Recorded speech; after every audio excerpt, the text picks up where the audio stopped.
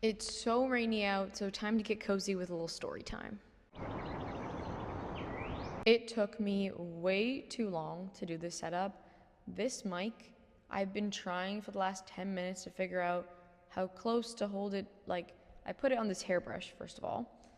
Second of all, like where to hold it, if I want to hold it far away, hold it up close. It's been like kind of echoing almost also.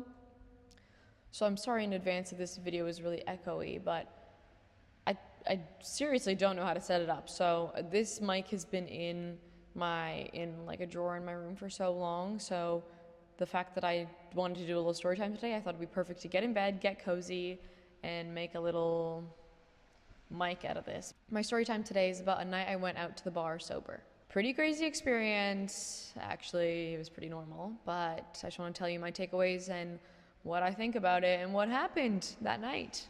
This night was a few days before my nose job, end of November, and I hadn't drank since like Halloween, so it had been a while. And this was all in preparation for my nose job, but it was a Saturday, my best friend's birthday. Of course, I'm going out, and we basically just planned to have dinner at a friend's apartment downtown, and then go out to the bar. The dinner part was super chill. Everyone got at least like a drink or two, and I just had a water, so I felt like no awkwardness or pressure there because, you're just at dinner. Of course, at the most people asked me like why I wasn't drinking, and then it was kind of awkward or more funny because then I had to expose myself to be like, it's because I'm getting a nose job in like 2 days or 3 days at the time. And then I'd of course have the conversation of like, oh my God, what? I didn't know, exciting, crazy, whatever, so on. So I had many of those conversations while I was there, of course. And I felt like a little awkward here and there just because when you're at a obviously, like you're either making a cocktail or like having shots or both or so on. So there were times where I'd just kind of be standing around having conversations, great conversations with my friends and so on. But like it was just interesting to see the different vibe of just being somewhere, just talking to friends and not making a drink or having a drink in my hand.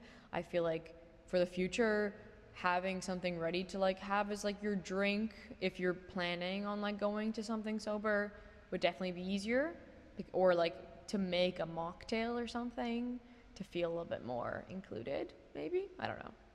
Also, I drove there because I thought it would be more convenient because then I could drive people to the bar and then I could leave whenever and so on. But then it ended up being kind of a major inconvenience because we decided to take a limo to the bar. So then I had to leave my car where we were preing and then I had to come get it back later. But that was just kind of silly because I thought it'd be so much easier. And then it was honestly so much more inconvenient because then there was just a lot of running back and forth between the car and having to leave the car and then come back to the car.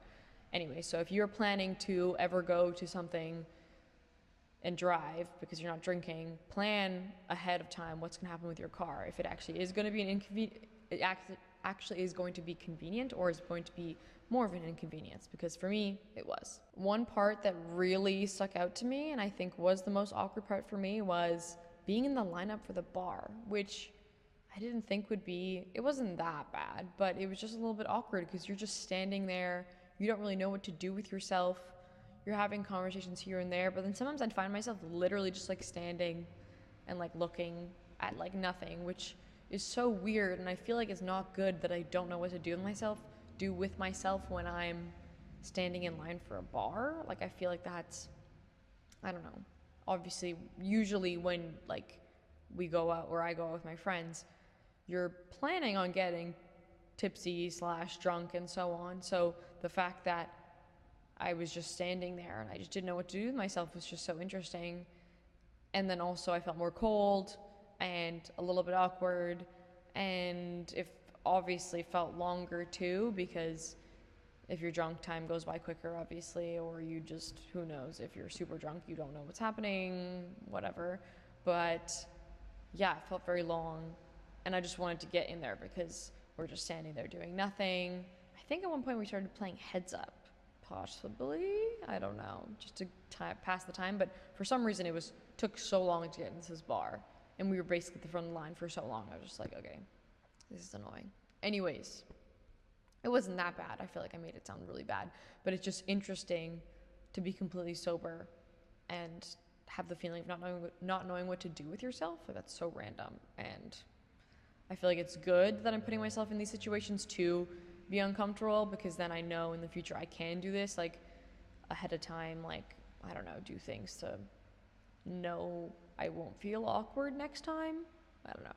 Walking into the bar also at first was definitely pretty overwhelming, because I just walked in and it was so loud and kind of intense, but after that it was fine. I mean, like, we went to the dance floor and I had so much fun dancing with my friends. There were definitely points where I felt a little bit awkward here and there, just because when you're drunk and you're dancing, you don't really care. You're not thinking about the dance moves you're doing.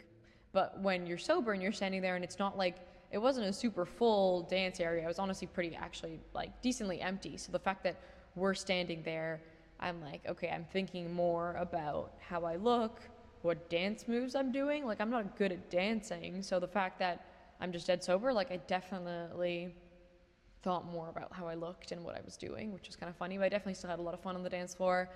And then also it was interesting, like, not being able to go up to the bar to order anything, because I just go to, like, the water station and have a couple drinks of water, sips of water, cups of water.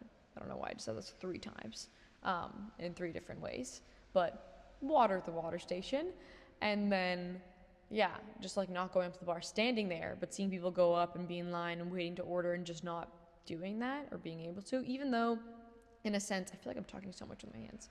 Even though, in a sense, I feel like next time if I were to do this ever, I would maybe go up and order, like, if I'm put in a situation where I can't drink or don't want to, like, go up and order a soda with lime, or, like, some juice or something, just so I have something to hold. Because the fact that this entire time, all my friends, usually, or most of them, will be holding a drink while they're at this bar.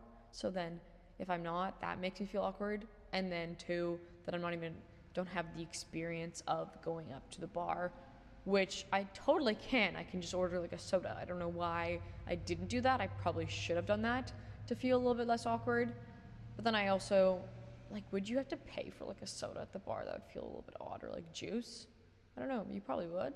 I don't know, actually. But on this night out, I did stay out the whole time. I stayed out till, I think, like, 1 or 2 when everyone else stayed, which I was very proud of myself. Of course, it was my best friend's birthday. I'm gonna stay the whole time and have fun. I had such a fun night. But it was just interesting to see, like, what the difference is of, like, being completely sober versus normally how you'd go out with drinking and so on. And the next day, of course, I was a little tired, but I didn't feel like shit, so that was kind of a win. After this experience, it really got me thinking, like, do we need alcohol to party / go to the bar? Like, do we need it? I immediately remember, like, I wrote it down in my notes app. I just wrote it down because I just came to my mind. I was like, do we need it to go out? It also made me think, for the couple awkward moments I had, how I felt like I needed alcohol to be there. There's probably so many people that go out sober, and the fact that I didn't know what to do, there weren't a lot of awkward moments, but the few times that I did have awkward moments, like, I feel like that's not okay that I felt awkward. Like, I feel like I should be able to be comfortable in my own skin to go do these things without alcohol. But yeah, it just really got me thinking, like, do we need alcohol to go out? What if one day I get allergic to alcohol, or something happens where I just can't drink alcohol anymore? Would I just stop going to the bar with my friends? Obviously not. So I feel like it's good, in a sense, to be pushed into this kind of situations why am I mumbling?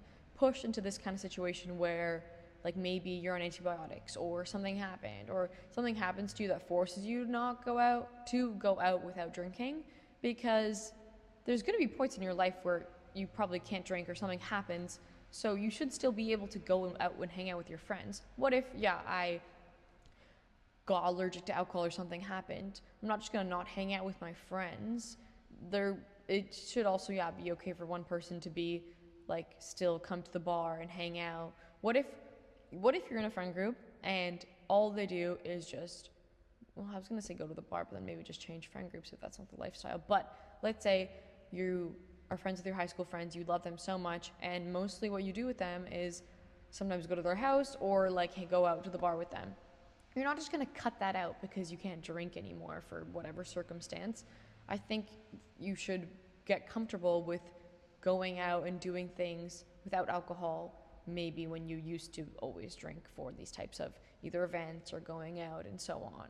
I feel like with my generation, it's definitely like when you're going out, you are having multiple cocktails, you're having a bunch of shots, and you're going out. Like you're not taking a shot of vodka for the taste. You are taking shots, multiple, many, and leaving the house. And the goal, like our generation, the goal is to get tipsy, to get drunk, it's not to sip on alcohol and not feel it. Like I was talking to my mom recently actually about this because she has wine and then she stops when she starts to like feel it technically because she likes the taste of it. She wants to just, sip on it. But it's crazy how different the generations are because, yeah, like my generation is just like you want to take a bunch of shots and go out and go crazy and like get drunk and so on. I just think my main takeaway from this is that if you want to go sober or if you just don't feel like going crazy, you want to have a few drinks, if you technically don't want to get drunk or mess up your next day and be crazy hungover, you should still go out with your friends and have fun. Like you don't need to get super drunk to go do fun things with your friends. You can have a few drinks, keep it like 1, 2, or you can not drink at all. It's all up to you, and you shouldn't feel pressured to take a bunch of shots because everybody else is doing that. So as you get older, like people change their lifestyles. So just do whatever feels right for you, and you can still go out and have fun without alcohol. I feel like this whole video I've been like gripping this. My hand is like in pain. I really hope this doesn't sound super echoey, and I'm scared. I'm not making this video to seem all high and mighty like, oh, I'm sober now and I'm gonna go sober to the bar all the time.